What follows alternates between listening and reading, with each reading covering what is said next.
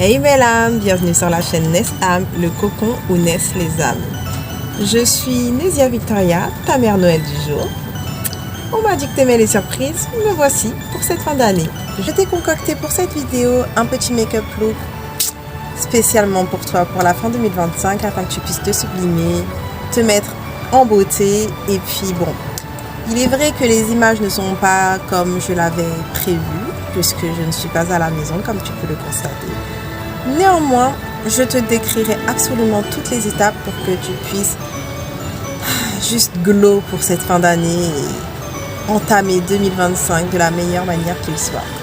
Je te souhaite d'excellentes fêtes, que tu sois seule ou entourée.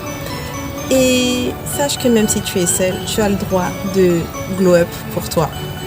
Donc je te souhaite juste de kiffer et d'enjoy ta life. Bye bye ma belle âme et belle fin d'année. Je commence toujours mon maquillage par les sourcils. Je commence toujours mon maquillage par les sourcils pour la simple raison qu'ils sont pour moi l'indicateur de ton visage. Tu vois, c'est un peu comme un point sur une map, tu vois. Tu sais où tu vas aller, tu sais où tu dois aller, mais sans les sourcils, pas d'indication en fait. Tu as besoin de cette indication pour faire ton maquillage des yeux, donc il est nécessaire de faire les sourcils de la meilleure façon qui soit pour ton visage. Parce qu'en plus de tout ça, n'oublions pas que sans sourcils, il n'y a pas d'émotion, il n'y a pas de réponse.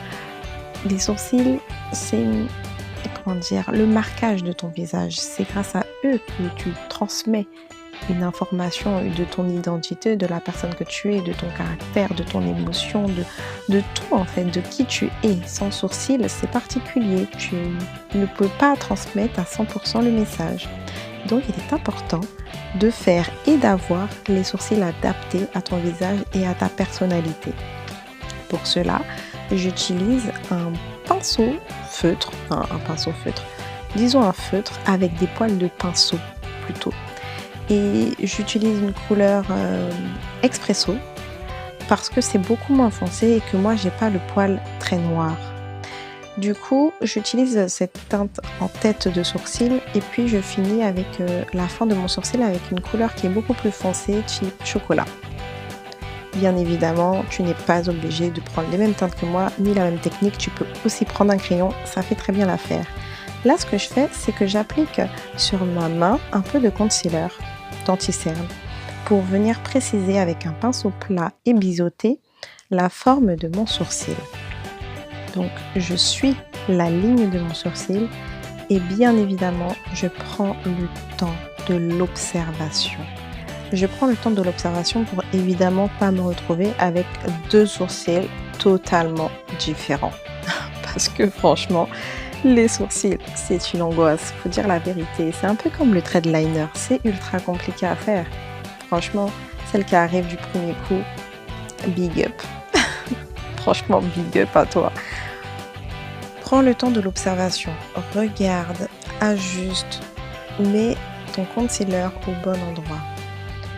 Commence toujours, petit conseil, par la ligne et le sourcil qui te pose le plus de difficultés. Par exemple, pour moi, c'est le sourcil qui n'a pas de cicatrice, bizarrement.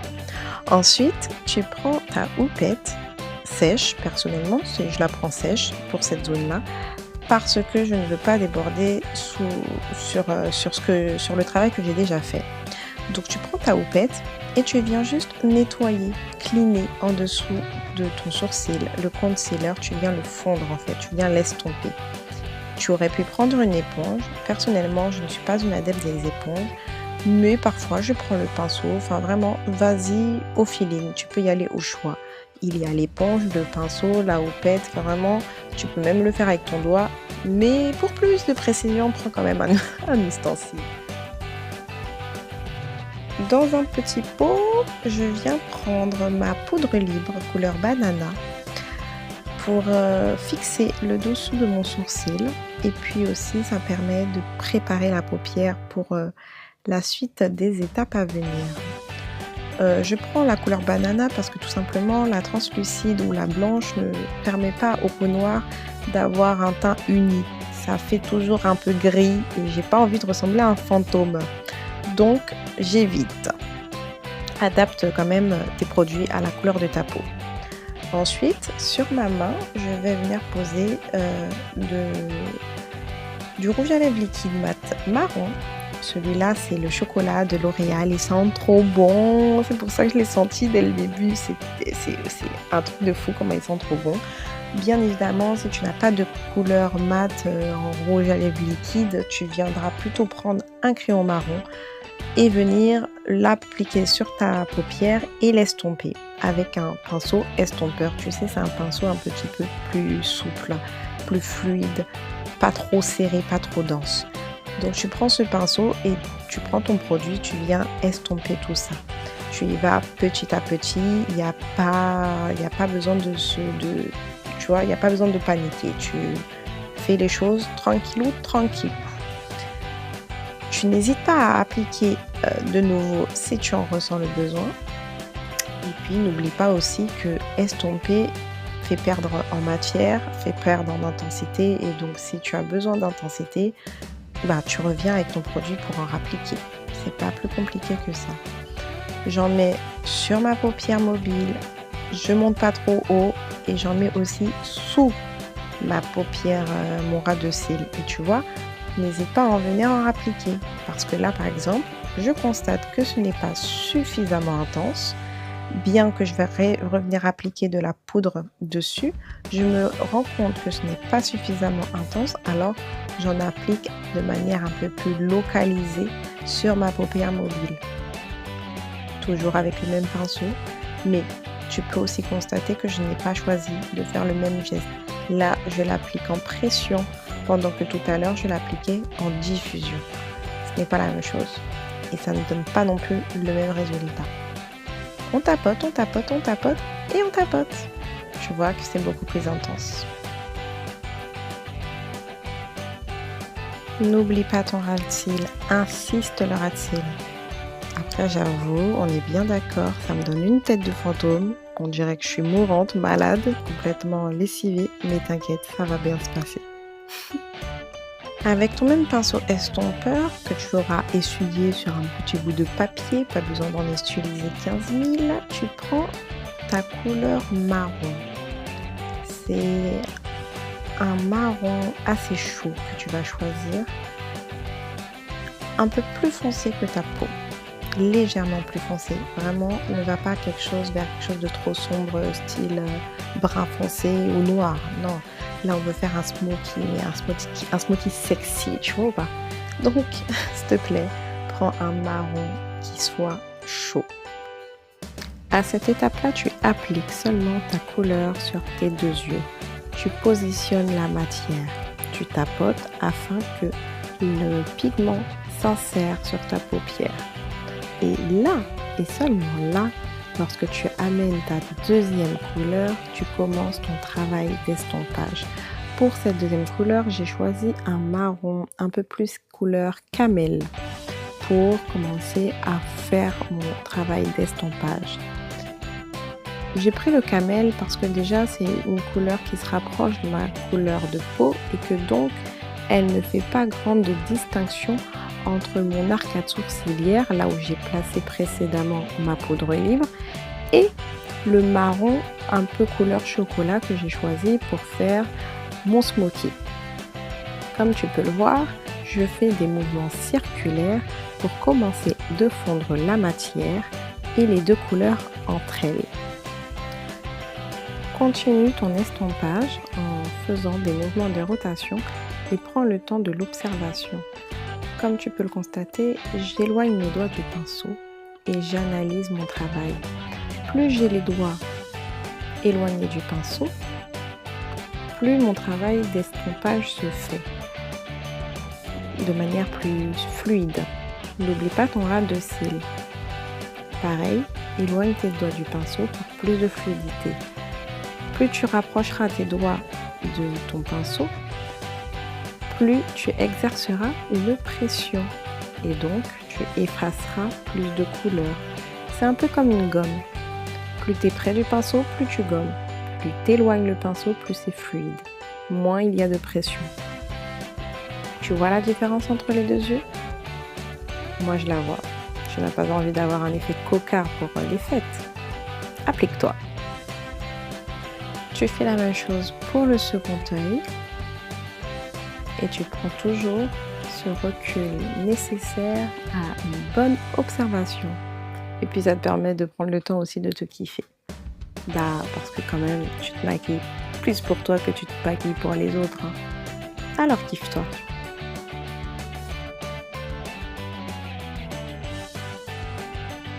Si tu ressens le besoin de réappliquer ta première couleur sur ta paupière mobile, c'est normal.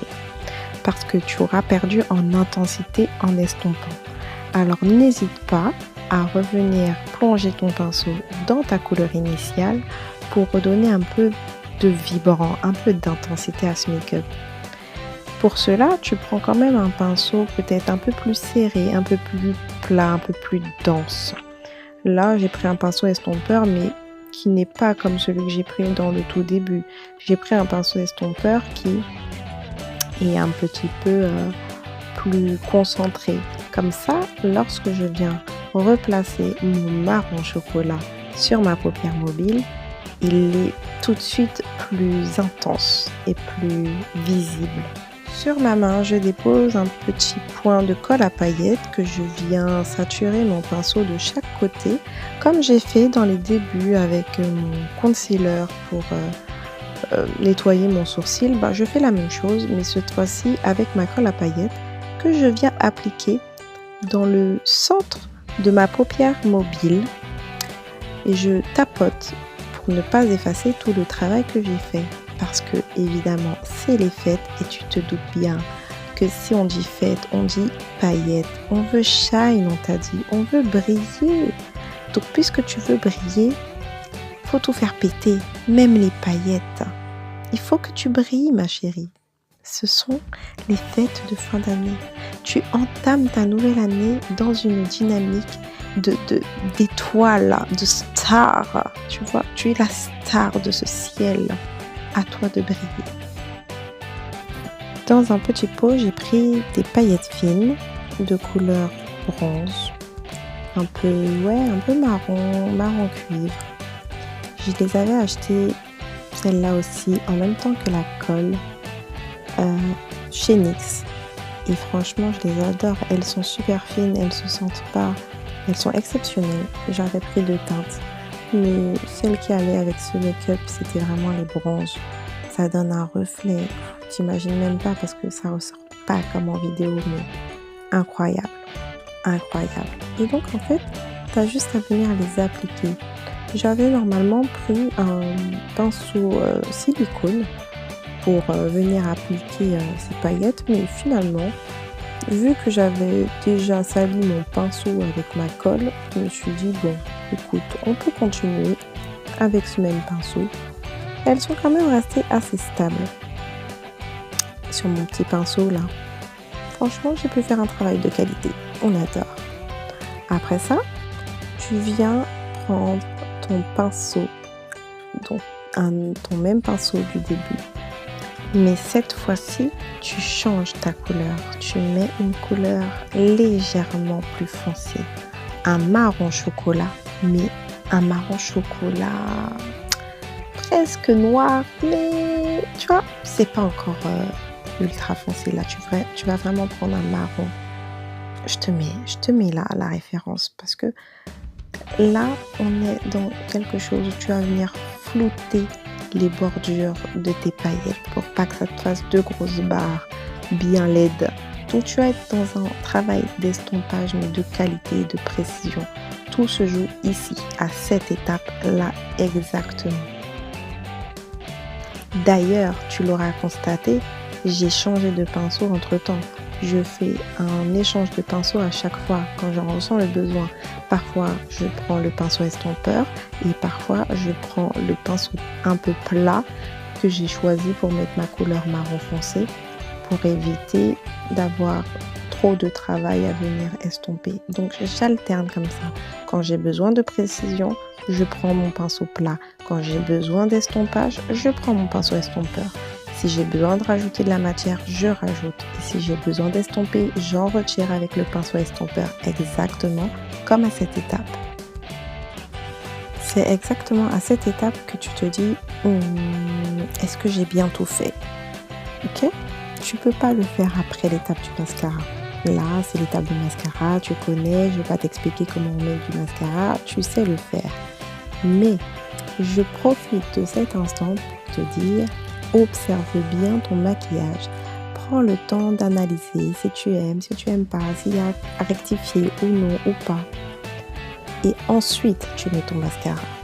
Quand tu as bien mis ton mascara, etc., n'oublie pas de cleaner pour enlever toutes les paillettes parce que si tu poses ton fond de teint par-dessus les paillettes, c'est juste une horreur. Tu vas briller comme une boule à facettes et c'est pas ce qu'on veut. On veut garder la brillance pour les yeux. Pour l'étape du fond de teint, je prends mon pinceau que j'applique sur chaque zone de mon visage. Je ne prends pas l'éponge parce que c'est pas mon kiff. La houppette, ça prend trop de temps. Et les doigts, j'aime pas avoir les mains sales.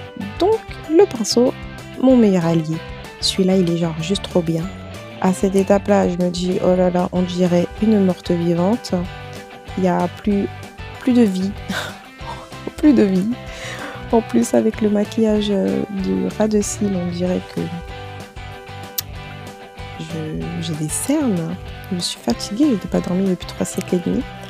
Mais on va revenir mettre de la vie grâce au contour et l'ombrage. On va venir placer les volumes sur le visage parce que là, on a fait toile vierge. Il est temps de redonner un peu de vitalité. Pour cela, je prends ma crème contour que je viens appliquer. J'en ai pas pris une trop foncée ni trop marquée parce que j'ai pas envie que ça fasse contouring de visage. Là, je veux vraiment genre juste restructurer des zones déjà existantes. Donc, d'ailleurs, je ne voyais même pas ce que je faisais en fait. C'est pour ça que je prenais le temps de bien l'observation parce que je ne voyais rien. Je faisais ça un petit peu à l'aveugle. Donc, je fais le nez sans faire de contouring. Je fais le nez, les joues, le dessous du nez, la bouche, le menton, etc., etc. pour vraiment donner du volume. Et la bouche, je la fais parce que quand on met du rouge à lèvres, je trouve que l'effet est différent et que c'est beaucoup, beaucoup, beaucoup plus joli. Comme tu peux le constater, je change de pinceau. J'ai pris un pinceau pour poser la matière et là, j'ai pris un autre pinceau pour plutôt étirer la matière, placer la matière, faire fondre, estomper, appelle ça comme tu veux. Mais en tout cas, là, c'est le moment où je l'intègre à mon teint. Donc, je fais les joues, le nez, la bouche, toutes les zones où j'ai posé mon produit précédemment. Je tapote pour incorporer la matière à mon teint. Et si je vois que je suis descendue trop bas, parce que tu le vois avec l'ombrage, si tu vois que tu es descendu trop bas, et ben tu prends ton pinceau teint et tu viens tapoter là où tu trouves que ça nécessite une correction.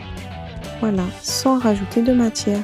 Parce que ton pinceau étant déjà chargé de produit, tu n'as pas besoin d'en rajouter pour corriger ni d'effacer. Non, juste tapoter avec le produit précédent suffit à gommer le petit raté, quoi. C'est chouette le maquillage. Tout se modifie et tout s'arrange. Pas besoin de tout recommencer, c'est pas nécessaire. On trouve toujours des solutions. Tu fais le bout de ton nez, la bouche. Voilà, parce que comme je te l'ai dit tout à l'heure, ça va donner un autre effet au rouge à lèvres. Et puis voilà quoi. Tu structures. Sachant que c'est des zones qui existent déjà, il n'y a pas de mal à structurer son visage. De la vie.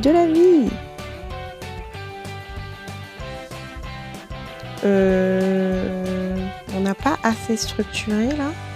Non? Toujours pas? Non? Stop. Pose le pinceau. Pose. Voilà. Voilà, très bien. Ah ben non. Ben non, toujours pas. Comme on aime l'art et la sculpture, on va venir appliquer une poudre contour pour venir intensifier le travail précédemment accompli avec le produit crème. C'est-à-dire que tu vas venir placer ton pinceau exactement dans les mêmes zones que tu as appliqué ton produit crème précédemment. Juste pour intensifier, pour donner de la profondeur, pour donner de la matière à ton visage et cela permet aussi de fixer ton maquillage. À cette étape-là, tu viens choisir ta couleur de blush. J'avais le choix entre un orange et une teinte un peu aubergine. Ce sont toutes les deux teintes qui vont super bien avec ma carnation. Mais j'ai fait le choix de la plus froide. Parce que quand même, qu'on se le dise, le orange, c'est un peu summer vibes. Et c'est pas le make-up que j'avais envie de me faire.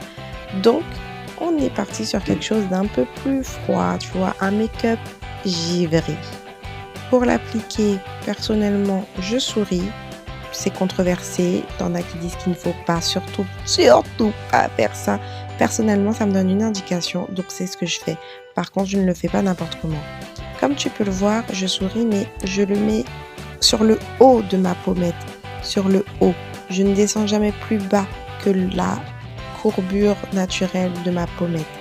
Parce que quand tu arrêtes de sourire, ça fait redescendre ta pommette et donc là, ça affaisse ton visage. Ce que tu veux, c'est d'aller lifter ton visage, donner une dimension de étirer. Donc, tu vas plutôt le positionner sur ta pommette et remonter en direction de tes tempes. Tu viens tapoter le reste de ton blush à l'aide de ta houppette sur le bout de ton nez. Et tu prends ton pinceau pour venir poudrer le reste de ton visage. Personnellement, je ne fais que la zone T parce que n'oublie pas, tout à l'heure, avec la poudre contour, j'ai déjà poudré une bonne partie de mon visage. Du coup, avec ma poudre Badana du début, avec laquelle j'avais déjà poudré mon arcade sourcilière, je fais ce qui est le front, le nez, entre la bouche et le nez, et le menton. Je n'oublie évidemment pas le dessous de mes yeux pour éviter que le fond de teint et le concealer ne filent entre les plis. Je réajuste avec ma houppette sur laquelle il y avait mon blush pour enlever toutes les petites délimitations, les petits marquages, réajuster, je me regarde, je me kiffe et je réajuste tout ce qui doit l'être. Je me munis de mon crayon marron pour faire le contour de mes lèvres. Bon, comme tu peux le voir, je l'ai bien apprécié parce qu'il est devenu tout petit. Mais j'adore ce crayon. Il glisse bien sur les lèvres. C'est un tattoo liner de chez Maybelline si je ne me trompe pas. En tout cas, il est excellent. Tu viens faire le contour de tes lèvres. Il y a différentes techniques pour faire le contour de ses lèvres. J'en faisais des vidéos à l'époque sur Instagram que tu peux toujours aller trouver sur mon Instagram. Tu viens prendre ton rouge à lèvres nude, tu en mets une bonne quantité parce que tu vas venir réajuster par la suite. Bon, il a l'air un peu blanc, mais t'as vu, j'ai changé de rouge à lèvres. J'en ai pris un qui est un peu plus rosé pour faire les commissures, donc la délimitation entre le crayon et le rouge à lèvres un peu clair. Et là, je suis revenue avec mon crayon pour réajuster. Tu vois, le maquillage, c'est ça. Tu réajustes constamment. Dans ton petit bouchon du début, rappelle-toi, il y avait les paillettes. Tu prends donc des paillettes sur ton petit pinceau avec lequel tu as déjà fait tes yeux. Pas besoin d'utiliser 15 000 matériels. Ce n'est pas nécessaire de tout salir. Tu viens prendre tes petites paillettes et tu les incorpores dans ton rouge à lèvres pas encore sec. Et tu appuies, tu pinces tes lèvres, tu pinces, et tu rajoutes, et tu pinces, et tu rajoutes, et tu pinces. Quand ton rouge à lèvres sera sec, à chaque fois que tu vas pincer tes lèvres, les paillettes elles vont ressortir. C'est genre juste somptueux. Et c'était là où je parlais de problème de couleur par rapport à ma caméra. Que tu vois pas la beauté, tu vois pas la beauté. Attends, je te montre. C'est somptueux. C'est magnifique. Laisse-moi te montrer. C'est pas sublime. Est-ce que tu vois la beauté? On dirait que j'ai posé pour un magazine. Est-ce que tu vois la beauté? Est-ce que tu vois? Moi, je vois la beauté. Si toi, tu vois pas, c'est que tu as les yeux fermés. Ouvre tes yeux, ma belle. Ouvre tes yeux. Enfin, bref. pour notre seconde proposition, j'ai pris un crayon rouge pour le légendaire Red Lips. Je vais contourer mes lèvres avec un crayon rouge et je vais ensuite venir me munir d'un rouge à lèvres liquide mat rouge bordeaux dans la même marque et gamme que le rouge à lèvres marron que j'ai utilisé en base à paupières précédemment. Là, j'ai pris une teinte vraiment rouge bordeaux pour donner un peu de profondeur à ma lèvre que je viens contourer exactement au même endroit où j'ai mis mon crayon rouge en fait. Ensuite, je prends mon rouge à lèvres rouge de chez Morphe. Je sais plus comment il s'appelle celui-ci. Je regarde pas vraiment les teintes, je vous avoue, mais bon, je pense que un rouge à lèvres, c'est un rouge à lèvres. Prends celui qui te plaît et tu viens le mettre en centre de bouche. Tu viens même le mettre un peu par-dessus le rouge à lèvres liquide mat que tu as mis précédemment. Et pour finir le look, tu appliques ton concealer tout autour de tes lèvres. Évidemment, tu t'appliques parce que là, ça demande de la précision. On est des artistes, donc on demande de la précision. Tu l'avais peut-être remarqué, mais moi pas au moment du maquillage. J'étais en train de capter les informations toutes revenues du pôle sud. Sympa.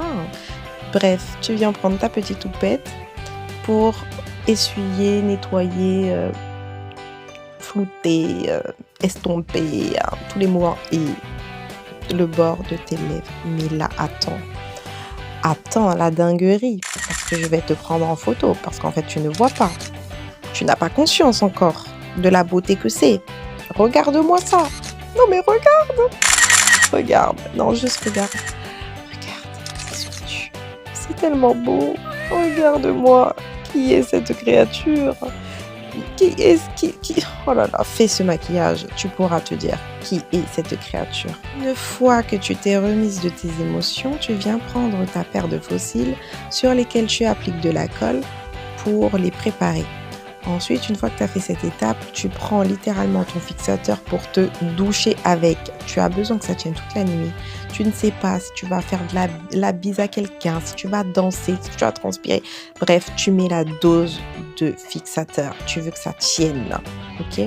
Pendant que tes faux cils sont en train de sécher avec la colle, tu prends ton highlighter pour venir poudrer l'ossature, ton corps, ton buste, parce que là tu veux shine de toutes les paillettes, tu veux briller à fond. Donc tu vas venir prendre ton illuminateur, ton highlighter, bref, dis-le comme tu veux, mais tu mets des paillettes dans ta vie.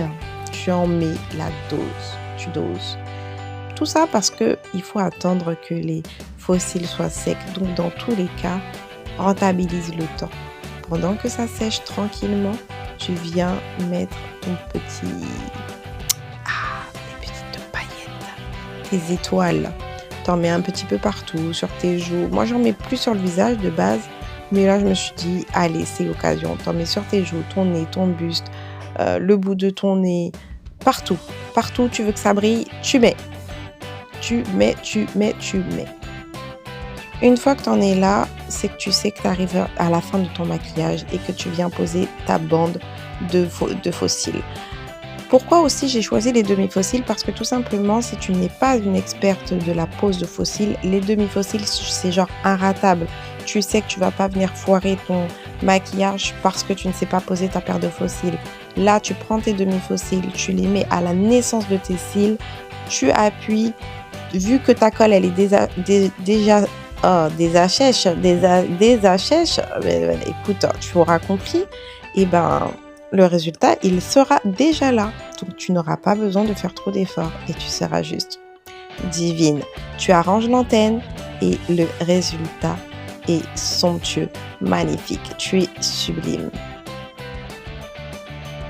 Je te remercie d'avoir regardé cette vidéo. Tu peux me kiffer encore quelques instants.